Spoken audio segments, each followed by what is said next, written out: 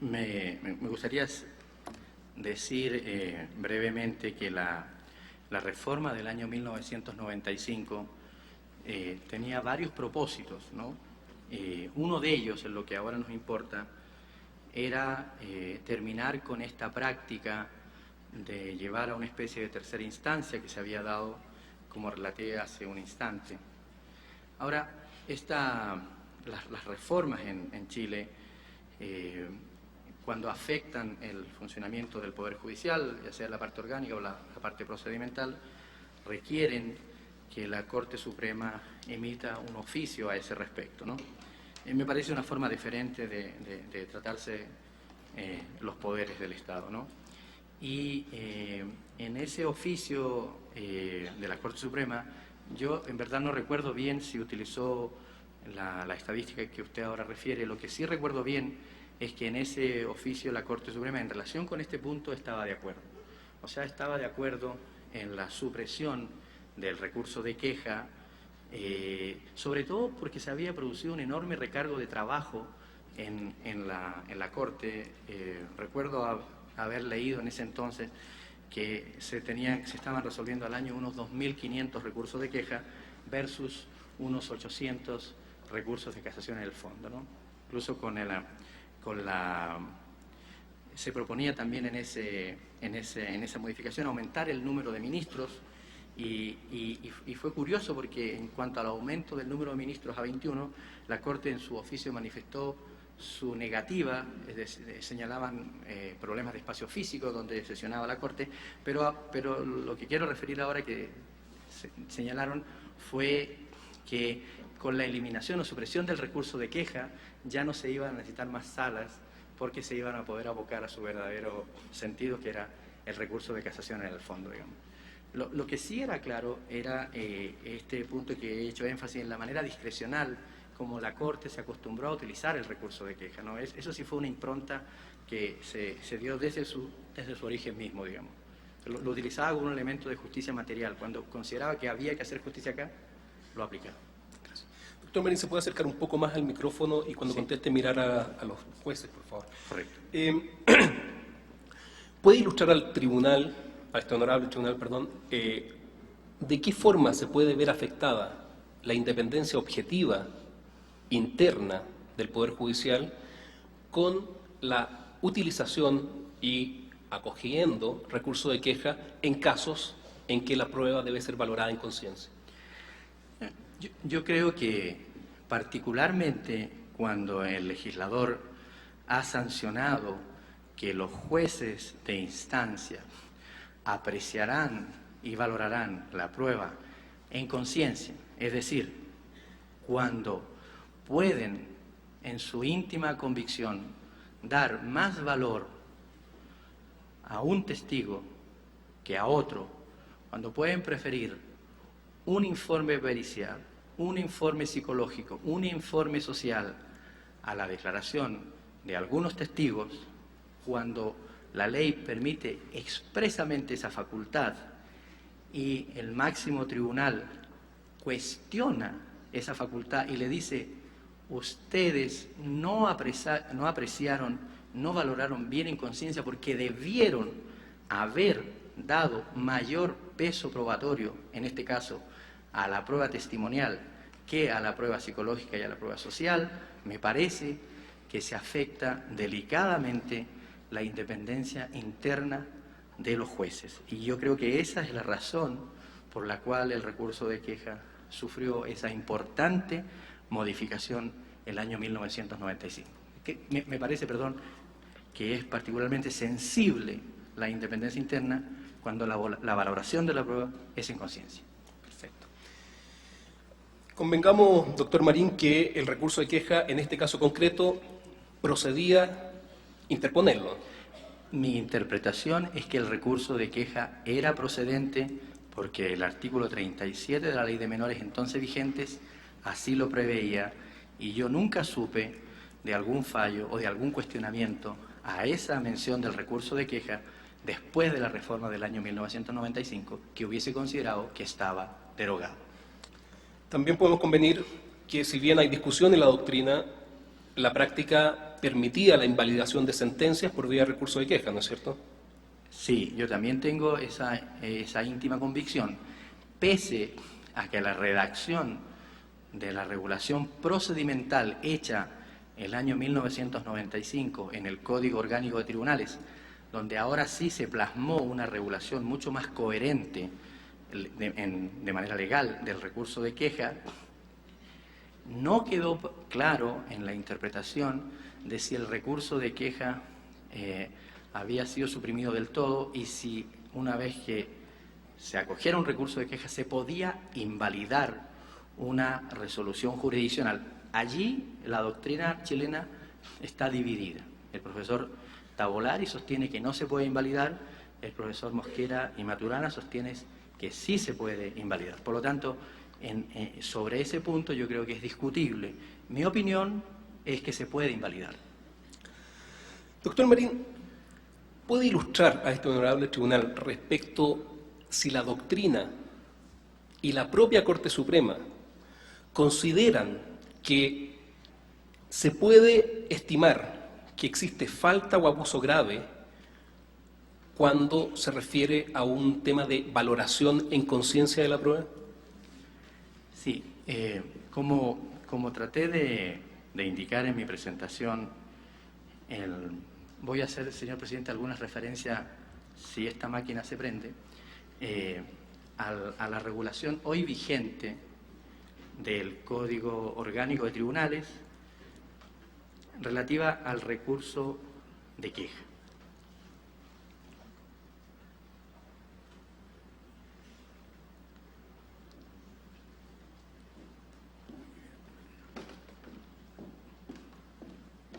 Bien. El recurso, el artículo 545 del Código Orgánico de Tribunales señala, en lo ahora pertinente, el recurso de queja tiene por exclusiva finalidad corregir las faltas o abusos graves cometidos en la dictación de resoluciones de carácter jurisdiccional. Por lo tanto, lo que debe hacer la Corte Suprema, si considera que el recurso era pertinente, era señalar, si lo iba a acoger, cuál es la falta o abuso grave cometido. Ese es el punto central que hay que dilucidar en el recurso de queja. Y como señalé en mi exposición, en el considerando 15º, que me permito leer, la Corte señaló, dijo textual, que en el juicio de tuición de las menores López Atala se hizo valer la opinión de diferentes psicólogos y asistentes sociales acerca de que la condición de homosexual de la madre no vulneraría los derechos de sus hijas ni la privaría de ejercer sus derechos de madre, pues se trata de una persona normal desde el punto de vista psicológico y psiquiátrico. O sea, eso es lo que dicen los informes periciales. Agrega, en cambio, se ha prescindido de la prueba testimonial, producida tanto en el expediente de tuición definitiva como en el cuaderno de tuición provisional, que se ha tenido a la vista respecto del deterioro, y señala a continuación lo que en mi concepto son graves prejuicios del carácter homosexual de la madre. Lo que hace al decir se ha prescindido, lo que la Corte está diciendo es debiste haber valorado mejor, haber dado más peso probatorio a la prueba testimonial y no a la prueba pericial, pero a alguna prueba pericial, la presentada por el actor. Y en el considerando 20º, porque el considerando 16º, 17º, 18º, 19, en mi concepto, son altamente prejuiciosos de la condición homosexual de la madre, pero en el considerando 20º dice, para rematar lo que había comenzado en el 15º, dice que al no haberlo estimado así los jueces recurridos, los de instancia, por no haber apreciado estrictamente en conciencia los antecedentes probatorios del proceso, y vuelve a introducir un elemento de prejuicio relativo a cuál es el modelo tradicional que en Chile debemos entender de la familia, se ha incurrido en una falta o abuso grave. Es decir, si uno junta el 15º, que ya viene precedido del 13º y 14º, donde comienza a inclinarse la balanza hacia un lado, con el 20º vemos que en definitiva la Corte lo que dice es tú no apreciaste bien en conciencia. Y eso no lo puede decir porque la máxima libertad que ha dado el legislador nacional en la apreciación de la prueba en conciencia es precisamente que los jueces no estén sometidos a ese escrutinio por el Tribunal de Casación. Por esa razón es que en 1995 se dijo por todos los actores que el recurso de queja no era una tercera instancia. Y por eso que el voto de minoría, recordemos que este fallo es 3-2, el voto de minoría parte diciendo, recordemos que el recurso de queja es un recurso disciplinario y no es una tercera instancia.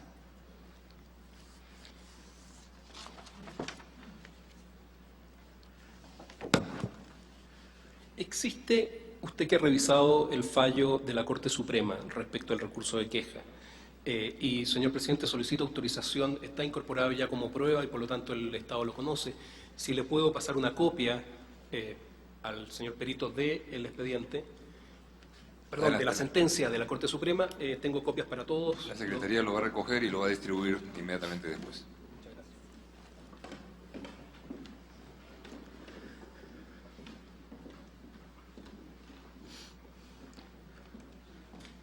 Señoría, no sé si podría pedirle un poco más de tiempo para ir acotando sobre este punto y con esto ya estamos terminando. Tiene 2 minutos más. Perfecto, gracias. ¿Puedo seguir mientras se reparten la...? Sí, puede continuar. Gracias, señor presidente. Usted que revisó el fallo de la Corte Suprema con ocasión del recurso de queja, ¿encontró otros considerando donde se señalen otras faltas o abuso grave, como por ejemplo que haya existido cohecho, que dilataron indebidamente el proceso, que dictaron fallos contra ley, que interpretaron erradamente la ley? ¿Existe algún otro antecedente, algún considerando que diga que la falta o abuso grave haya sido algo distinto a la valoración de la prueba que hicieron los jueces de la instancia? Mire, en el considerando 13º refiere que la situación planteada de los autos en los que se ha entablado el presente recurso de queja revela que los jueces recurridos no consideraron debidamente los efectos que ella puede acarrear en el cabal resguardo de los intereses de las hijas. Esta redacción para mí es un tanto incoherente, no se entiende bien, pero en fin, a lo que voy. Y agrega, y cometieron falta o abuso grave, tanto, primero, al aplicar las normas legales que rigen la materia, 2, como al apreciar los antecedentes de la causa en que pronunciaron la sentencia que ha originado el recurso. Por lo tanto, uno acá entendía que la Corte iba a entrar a hacer un análisis legal de cómo se había interpretado las normas sustantivas que rigen la materia. Sin embargo, a partir del considerando 14º, donde le recuerda al Tribunal de Instancia, le dice, te recuerdo que la prueba pericial es una de las más que tú debes apreciar en la íntima convicción, considerando que me parece excesivo para 3 magistrados también de derecho, comienza en el 15º inmediatamente a decantarse por lo que va a cuestionar es la forma como se apreció la prueba. Y posteriormente toda la argumentación que sigue dice relación con lo mal que apreciaron la prueba, porque el entorno de homosexualidad, todas estas circunstancias hacen y ponen en riesgo a las niñas involucradas en el proceso de tuición. Y finaliza, reitero, con el artículo, con el 20º, que para mí es muy claro cómo cierra que el problema que vio la Corte por esta forma discrecional que siempre entendió el recurso era cambiar la forma en que se valoró la prueba. Doctor Marín, usted señaló que existían considerandos en los cuales había un prejuicio Sí. por parte, se explicitaba prejuicio por parte de la Corte Suprema. Y con esto termino. ¿Afecta, en su opinión de experto, afecta la imparcialidad del tribunal que 3 jueces de 5 hayan incorporado en sus considerandos elementos prejuiciosos? ¿Afecta eso la imparcialidad del tribunal? Sí, yo creo que en este caso sí la afecta. Gracias, señor presidente. No tengo más preguntas. Muchas gracias, señor Cox, y a la representación de las presuntas víctimas por las preguntas formuladas. Gracias, señor perito.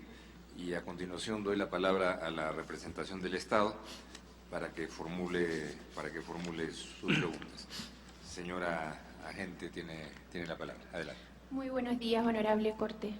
quisiera, y el resto de los presentes, quisiera, profesor, que usted nos comentara o que abondara más bien, y en relación a la reforma aludida del año 95, ¿qué posibilidades tienen las partes del proceso en la cual se dictó la resolución que está siendo recurrida de queja de concurrir al tribunal que conoce este recurso a plantear sus argumentaciones, ya sea para que éste sea acogido o desechado? Después de la reforma de 1995, tienen pleno derecho a comparecer y a ser oídos en la tramitación y fallo del recurso de queja. ¿Podríamos decir entonces, a propósito de esto que usted señala, que el recurso de queja en su versión vigente al año 2004 o con posterioridad al año 95 respetaba el principio de la bilateralidad de la audiencia? Sí, yo creo que perfectamente se puede decir hoy día que el recurso de queja en Chile respeta, de acuerdo a la regulación que se dio en 1995, la bilateralidad de la audiencia en los escasos recursos que pudiéramos conocer el día de hoy. Muchas gracias. Pasando a otro tema, ya no en la parte procedimental, sino que ya un poco en la parte relativa a los requisitos de procedencia. ¿Podría usted ilustrar al tribunal respecto de lo que usted entiende, lo que la doctrina ha entendido, que cuáles serían los criterios para determinar que existe falta o abuso grave? Claro.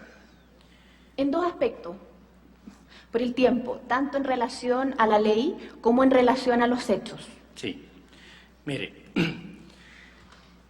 el recurso de queja que tenía este marcado carácter discrecional, cuando se desechaba, no sabíamos por qué se desechaba, ni lo sabemos hoy, porque la resolución del recurso de queja, del tribunal que conoce del recurso de queja y lo desecha, simplemente es una resolución escueta que dice, por no existir falta o abuso, se desecha el recurso de queja. Ahora, en una labor de síntesis, de tratar de entender qué entendía la Corte, y principalmente la Corte Suprema, por falta o abuso grave cometido en la dictación de una resolución, en los pocos trabajos que se han hecho empíricos a este respecto y en los pocos trabajos científicos que hay en Chile sobre la materia, se ha más constatado que comprobado que la falta o abuso podía asimilarse mucho a la causal genérica que habilita el recurso de casación en el fondo, o sea, infracción de ley cuando ésta ha influido sustancialmente en los dispositivos del fallo. Por lo tanto, por ejemplo, los profesores Mosquera y Maturana, que antes he citado, en su libro Los Tratados de los Recursos, señalan, aunque desgraciadamente no nos acompañan fallos a este respecto, que la causal de falta o abuso podía ser por vulnerar un texto expreso de la ley, por incurrir en una errónea interpretación del texto o en una falsa apreciación de los hechos. Eso es lo que señaló la doctrina a este respecto. Muchas gracias, profesor.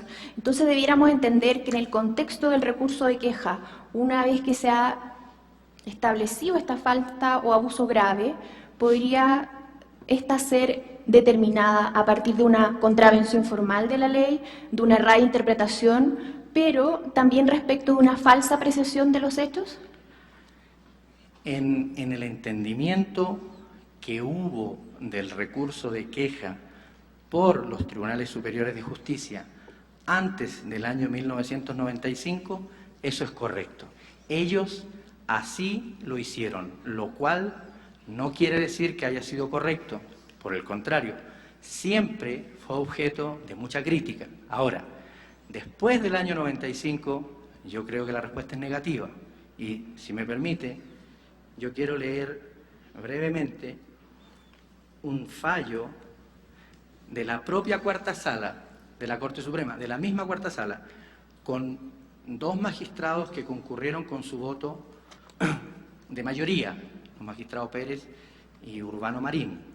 Y en este fallo, que es del año 2006, o sea, cuando ya se había reformado incluso la ley de familia, es de 22 de mayo de 2006, o sea, prácticamente 2 años después del recurso que nos tiene acá, en el considerando octavo, La misma cuarta sala señala, comillas, que se debe además tener presente que las modificaciones introducidas al recurso de queja por la Ley 19.374 de 1995 tuvo por objeto limitar este recurso disciplinario e impedir la distorsión del sistema procesal y de la función jurisdiccional de los tribunales superiores de justicia, con la finalidad de evitar su práctica abusiva y, por ende, la revisión de juicios a través de una tercera instancia que, no consultada en nuestro ordenamiento jurídico procesal, vulnera abiertamente el principio de la bilateralidad de la audiencia. Entonces,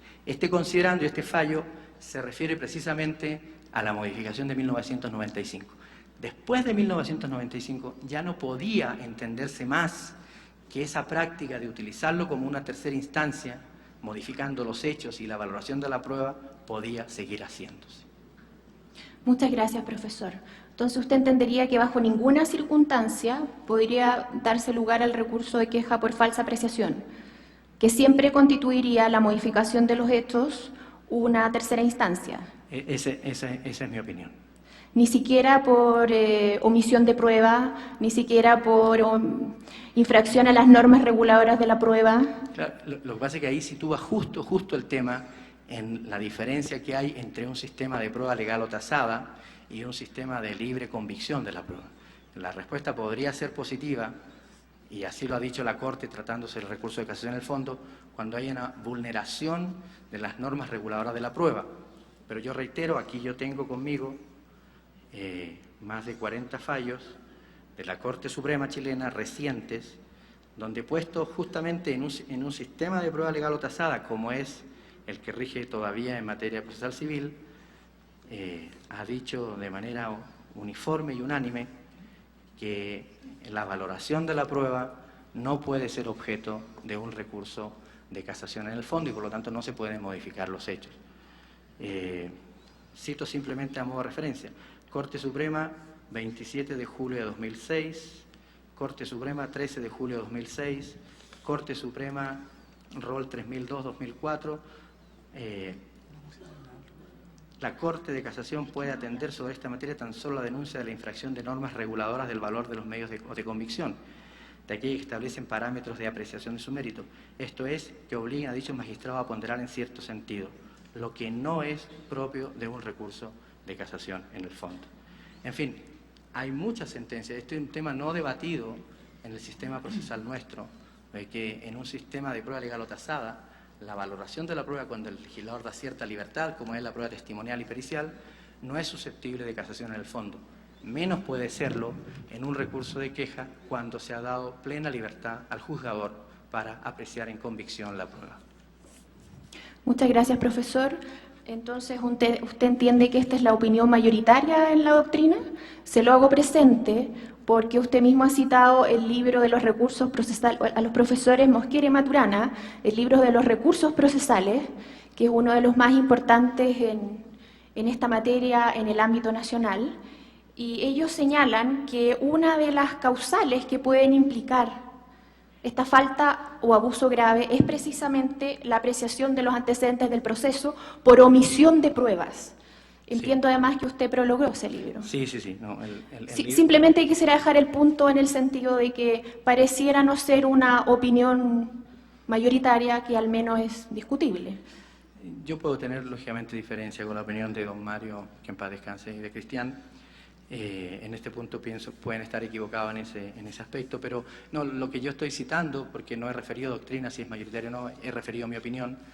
Lo que estoy citando son innumerables fallos de la Corte Suprema en materia de casación en el fondo, en un sistema de prueba legal o tasada, que cuando el legislador da libertad para ponderar la prueba, como sucede en testigos y en peritos, la Corte invariablemente y de manera unánime nunca entra a cuestionar cómo se valoró la prueba, porque lo señala, esa es una prerrogativa exclusiva de los jueces de instancia. Y lógicamente esos fallos los pongo a disposición.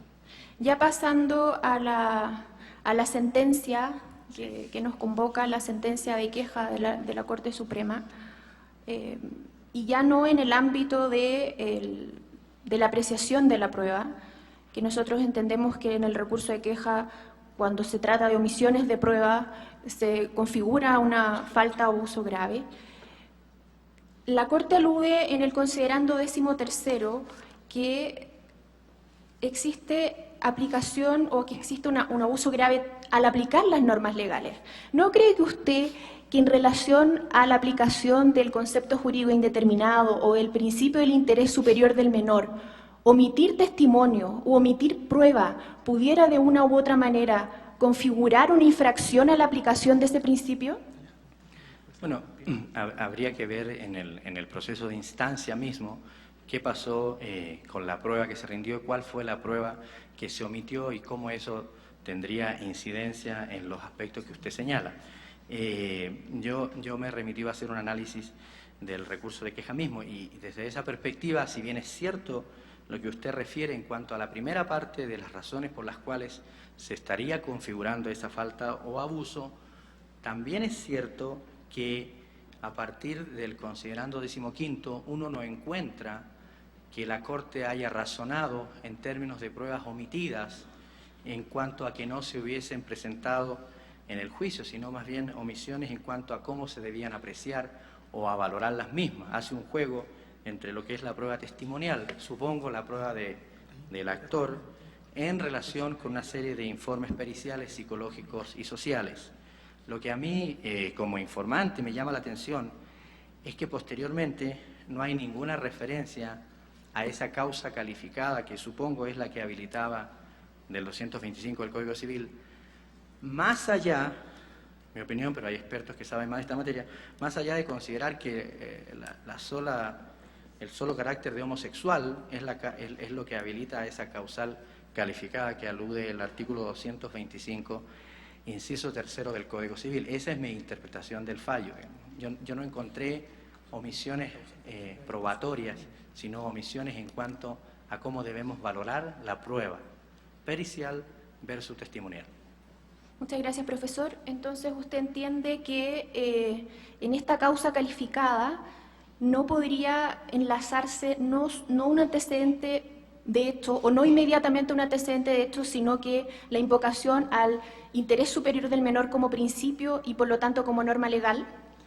Desde mi perspectiva, ese aspecto fue mucho mejor resuelto, y es la interpretación que a mí más me hace sentido, por el voto de minoría de los ministros Benquis y Álvarez, en cuanto refieren que el maltrato y la causa calificada estaban señalados en la ley de menores. Muchas gracias, profesor. Simplemente una última pregunta para finalizar. Usted ha señalado que en el sistema de íntima convicción no podría ser bajo ninguna circunstancia controlado el juez en relación al establecimiento de los hechos. ¿Eso implica bajo ninguna circunstancia, 100%? Se lo hago presente, ¿por qué? Porque profesores españoles, entre ellos Aguiló y otros profesores, Atienza, han señalado que aun cuando se establezca este método de establecimiento de los hechos, ello no descarta que se deben controlar, al menos de manera negativa, que no haya existido una arbitrariedad o una omisión al menos en relación a la valoración de la prueba. Es decir, que en la medida en que el juez tiene una mayor libertad para apreciar las pruebas, tiene todavía una mayor obligación de fundamentar y referir sobre todo aquellas pruebas que han sido omitidas. Sí. Mire, yo diría que podríamos discutir mucho qué es lo que nosotros debemos entender por un sistema de prueba legal o tasada o de libre convicción. Ahora, los profesores referidos, entiendo que son dos de teoría del derecho, que tienden a ver las cosas desde un punto de vista más abstracto, que es lo que hacemos los dogmáticos cuando analizamos estos problemas. Mi opinión es que la libre valoración de la prueba que permitía la ley de menores en Chile no permitía a la Corte entrar a cuestionar cómo ellos habían valorado la prueba, aun cuando la Corte estimara que era una interpretación errónea. Podía incluso darse, uno puede decir, mira, yo creo que ellos interpretaron erróneamente, pero eso no significa que estemos frente a una falta o abuso grave, como requiere el recurso.